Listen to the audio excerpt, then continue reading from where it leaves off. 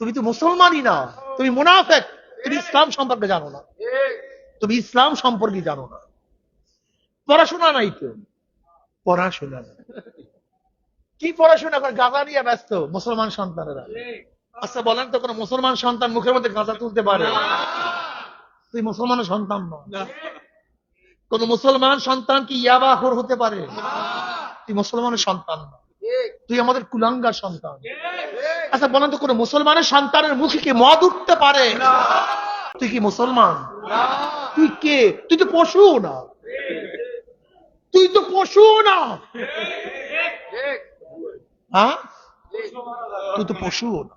তুমি কবরে থাকবা আর তোমার অর্থ দিয়া সন্তান মদের বারের মধ্যে টাল হয়ে বসে থাকবে, আর ফেরেশতারা গুর্জ দিয়া ঠিক মতো তোমাকে শাসায়া দেবে যে কি রেখে আসছো। সব জায়গায় গলত।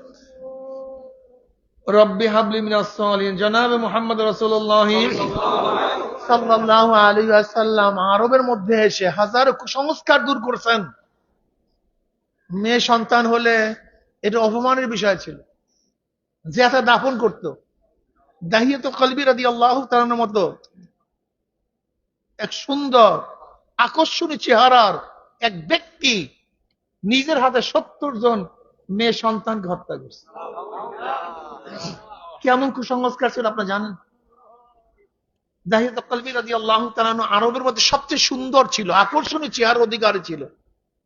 এত মারাত্মক চেহারা ছিল যে তিনি কাপড় আবৃত করে তারপরে হাঁটতে হইতো, মেয়েরা সহ্য করতে পারতো না তার চেহারা দেখলে।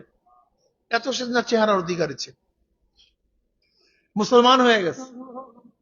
একদিন নবী আলাইহিস সালাতু ওয়াস সালামকে এসে বলছে, ইয়া নবী আল্লাহ, আমি যে অন্যায় করছি, পাপ করছি, আল্লাহ কি আমাকে ক্ষমা করবেন, মাফ করবেন?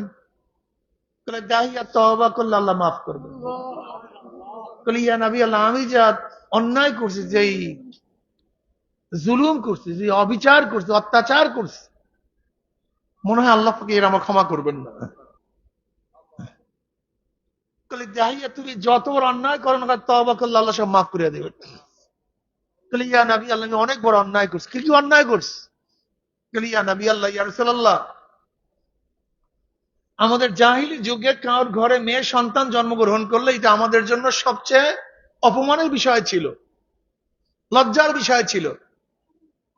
এই জন্য ইয়া নবী আল্লাহ, ইয়া রাসূলুল্লাহ, আমার ঔরাসে ৬৯টা মেয়ে আমি যেটা দাফন করছি, কিন্তু মায়া লাগে নাই। কিন্তু ৭০টা একটা মেয়ে যখন দাফন করছি, এটা আমি সহ্য করতে পারি না। আজও আমার মনের মধ্যে ব্যথা, চোখে ভাসে, কলিজা ভাঙ্গা, ওই কথা মনে হচ্ছে, আমি সহ্য করতে পারি না। ইয়া নবী আল্লাহ, ইয়া রাসূলুল্লাহ, আমার স্ত্রীর গর্ভের মধ্যে সন্তান আসছে, আমি সফরে বের হয়ে গেছি, অনেক দিন পরে সফর থেকে ফিরছি।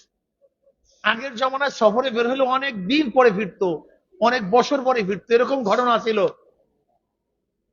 আমি অনেক দিন পরে সফর থেকে ফিরছি। ফেরার পরে বললাম, তোমার গর্ভে যে সন্তান ছিল, সে সন্তানের খবর কি? সে মারা গেছে। আসলে আমার সন্তান মারা যায় নাই, আমার স্ত্রীর গর্ভে একটা মেয়ে সন্তান হয়েছিল। যেহেতু মেয়ে সন্তান আমি হত্যা করব, এই ভয়ে আমার স্ত্রী আমার সন্তানকে তার নানা বাড়ি রেখে দিয়েছে, আমার শ্বশুর বাড়িতে রাখছে। শ্বশুর বাড়িতে আমার সন্তান আস্তে আস্তে লালিত পালিত হয়ে বড় হয়েছে। ইয়া নবী আল্লাহ, ইয়া রাসূলুল্লাহ, সন্তান বড় হয়েছে। এত সুন্দর চেহারা, এত আকর্ষণীয় চেহারা, মনে হয় চন্দ্রের মতো উজ্জ্বল। এখন বাবা ডাকে, মা ডাকে, পিছনে পিছনে হাঁটে, দৌড়াদৌড়ি করে। আমার স্ত্রী ভাবছে, এখন যেহেতু সন্তান বড় হয়েছে, বাবা মাকে ডাকে, আমার স্বামী মনে হয় এখন হত্যা করবে না। একদিন আমার স্বামী, আমার স্ত্রী আমার সন্তানকে আমার বাড়িতে নিয়ে আসছে। আমি দেখলাম ঘর উজ্জ্বল, মনে হয় ঘর চমকাইতেছে, এত আকর্ষণীয় চেহারাওয়ালা। আমি বললাম এই সন্তানটা কার? আমার স্ত্রী হাসি দিয়ে বলতেছে এই সন্তানটা তোমার। তোমার ভয়ে আমি মিথ্যা আশ্রয় নিয়েছিলাম, আসলে সন্তান মারা যায় নাই, মেয়ে সন্তান জন্মগ্রহণ করছে, তুমি মেরে ফেলবা এই ভয়ে আমি তাকে নানা বাড়িতে রেখে আসছি। সে নানা বাড়িতে বড় বড় হয়েছে। এখন যেহেতু বড় হয়েছে, আমি ভাবছি তুমি তার মায়ায় পড়বা, সে তোমাকে আব্বু ডাকে, আমাকে আম্মু ডাকে, এত সুন্দর চেহারা, এত আকর্ষণীয় চেহারা, তুমি তাকে মায়া করবার জন্য আসছি। ইয়া নবী আল্লাহ, ইয়া রাসূলুল্লাহ, আমি এত পশু, এত অমানুষ ছিলাম, এত হিংস্র ছিলাম, আমার মধ্যে তার হত্যার পরিকল্পনা চলে আসছে। ইয়া নবী আল্লাহ, ইয়া রাসূলুল্লাহ, একদিন আমি আমার স্ত্রীকে বললাম, আমার মেয়েকে সাজিয়ে দাও, আমি তাকে নানা বাড়িতে নেব। আমার স্ত্রী খুবই খুশি যে তার সন্তানকে সে কবুল করছে, মোহাম্মদ স্নেহ করা শুরু করছে, সুন্দর মতো সাজিয়ে দিয়েছে। এত সুন্দর, এত আকর্ষণীয়, আমাকে আব্বু ডাকে, নানা বাড়িতে যাবে, সেখানেই বড় হয়েছে। আমি হাঁটতেছি, সে আমার পিছনে পিছনে হাঁটতেছে, কিন্তু সন্তান যেহেতু একটু বড়, আমি যেহেতু অন্য পথ ধরছি, সে আমাকে বলছে আব্বু কোথায় যাও? এইটা তো নানা বাড়ির পথ না, এই রাস্তা তো নানা বাড়ির রাস্তা না, তুমি কোথায় যাও? আমি কিন্তু বললাম তুমি কয়টা রাস্তা ছিল, কয়টা পথ ছিল? আমি তাকে ধুমকি দিলাম, ইয়া নবী আল্লাহ, ইয়া রাসূলুল্লাহ, আমি অনেক আগে পাহাড়ের কিনারে একটা গর্ত খনন করেছি, আমি আস্তে আস্তে সেই গর্তের দিকে নিয়ে যেতেছি। যখনই দূরের থেকে মেয়ে গর্ত দেখছে, অমনি হাউ হাউ করে কান্না শুরু করছে, আব্বু আমার তোমার তোমার পায়ে ধরছে,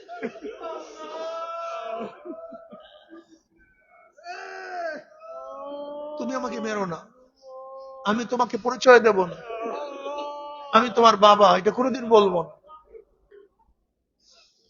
ইয়া নবী আল্লাহ, আমি এত পাষাণ, আমার হৃদয় এত শক্ত,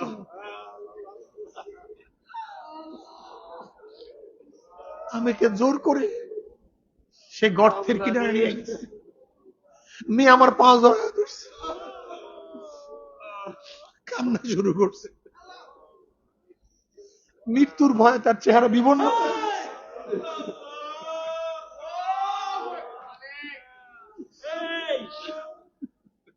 এত চিল্লান চিল্লা, এত কান্নাকাটি, কিন্তু আমার মনের মধ্যে কোনো মায়া নাই, মহাব্বত নাই, কোনো ভালোবাসা নাই।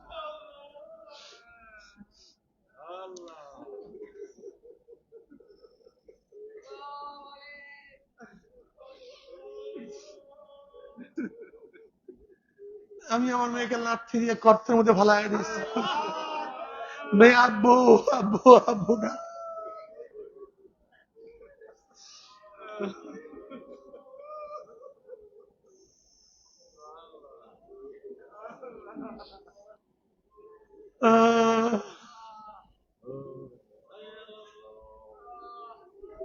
আমি তাকে মাটি চাপা দিছি, সেই মায়ের মেয়ের কান্না আমি আজও শুনি। আমি হাঁটতে চলতে উঠতে বসতে সে চেয়ারে এখনো দেখি, ওই আওয়াজ আমার কানে বাজে, আব্বু আমাকে বাঁচাও, আমাকে মারিও না। এই ঘটনা শোনার পরে নবীও কান্দেন, সাহাবারাও কান্দেন, সবাই কান্দে। নবী আলাইহিস সালাতু ওয়াস সালাম দাঁড়িয়ে এখনো মানুষ করতে পারে।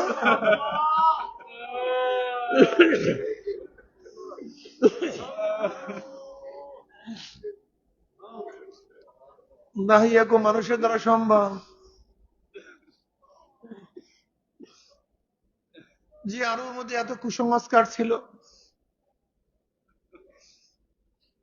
অথচ নবী আলাইহিস সালাতু ওয়াস সালাম তিনি কি বললেন? যে একটা মেয়ে জন্ম দিবে, সুন্দর মতো লালন পালন করবে, দিনদার বানাবে, তার হক আদায় করবে, আল্লাহ পাক রব্বুল আলামিন তাকে একটা জান্নাত দিয়ে দেবে। যে দুইটা জান্নাত, যে তিনটা জান্নাত। যে মেয়ে জন্মগ্রহণ করা ছিল অপরাধ, লজ্জার বিষয়, আর সেই মেয়ে জন্মগ্রহণ করা এখন জান্নাতের সুসংবাদের বিষয়। আপনি চিনেন আমার নবী কি করছে দুনিয়া? আমার নবী কি করছে আপনি জানেন? আপনারা জানেন? নবী সম্পর্কে জানেন না? যে গোলামদের ইজ্জত বলতে কিচ্ছু ছিল না। আমার নবী আলাইহিস সালাতু ওয়াস সেই গোলামদের ইজ্জত মর্যাদা কি পরিমাণে বাড়িয়েছে। যেই মসজিদের ইমাম আমার নবী আলাইহিস সালাতু ওয়াস সালাম, সেই মসজিদের মুয়াজ্জিন একজন গোলাম, হাবশী গোলাম, কালো কুচ্ছিত, যার কোনো মূল্য নাই, দাম নাই। সেই বেলালে হাবশীর মতো গোলাম কোন মসজিদের মুয়াজ্জিন? আমার নবী আলাইহিস সালাম সর্বশ্রেষ্ঠ, যিনি আল্লাহর পরে যে সর্বশ্রেষ্ঠ, তিনি যেই মসজিদের ইমাম, সেই মসজিদের একজন মুয়াজ্জিন একটা গোলাম, কালো কুচ্ছিত। মর্যাদা কোন পর্যন্ত গোলামকে পৌঁছাইছে আল্লাহ। তুমি কি জানো নবী আলাইহিস সালাতু ওয়াস সালাম সেই গোলামের মর্যাদা কোথায় নিয়ে গেছে? মেরাজের রজনীতে নবী আলাইহিস সালাতু ওয়াস সালাম জুতার শব্দ পান, পায়ের আওয়াজ পান। জিবরিলকে প্রশ্ন করে, ভাই জিবরিল, কিসের পায়ের আওয়াজ? কার পায়ের আওয়াজ? কার জুতার আওয়াজ? বলে বেলালে হাবশীর পায়ের আওয়াজ। কিয়ামতের ময়দানে সমস্ত মানুষ উঠবে পায়ে হাঁটিয়ে হাঁটিয়ে, আর এই গোলামজাত গোলাম, নিজেও গোলাম, বাবাও গোলাম, দাদাও গোলাম, এই বেলালে হাবশী কিয়ামতের ময়দানে উঠবে উটের পিঠে চড়িয়ে।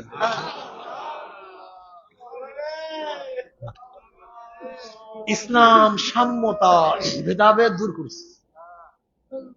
ভেদাভেদ নেই।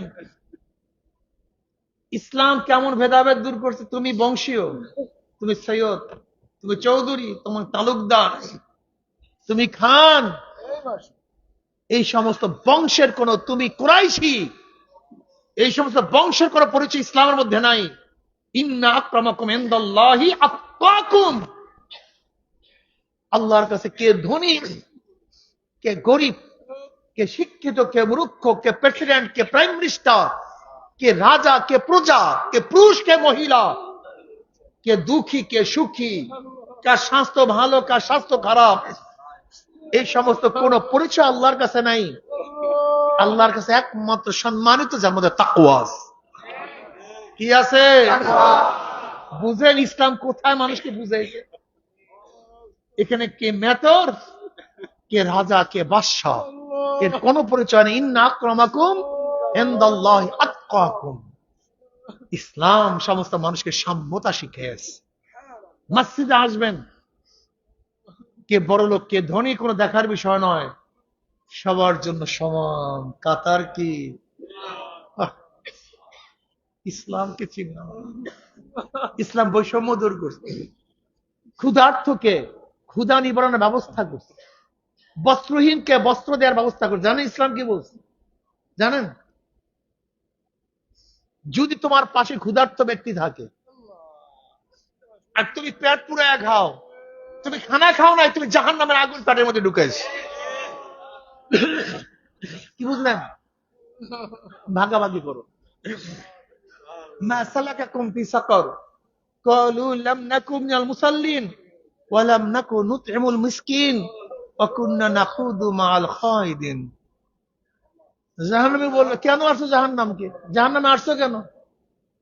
বলে, আমি তো বড় লোক, কিন্তু পাশের বাড়ির গরিবের খবর নিতাম না, খাওয়াইতাম না, দেখতাম না, পড়াইতাম না, পড়তাম না। বাস ওই গরিবদের খবর না নেওয়ার কারণে আজকে জাহান্নামে চলে আসছে। জানো ইসলাম কি? ইসলাম বলে ওয়াইউসিরুনা আলা আনফুসিহিম ওয়ালাউ কানা বিহিম খাসাসা।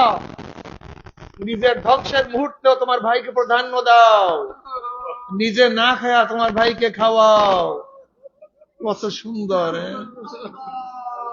তোমার ভাই সুখ, তুমি বসিয়া থাকো, তুমি দাঁড়ায়া থাকো, তোমার ভাই বসুক, তুমি বসো, তোমার ভাই সুখ, তুমি না খেয়ে থাকো, ভাইকে খাও।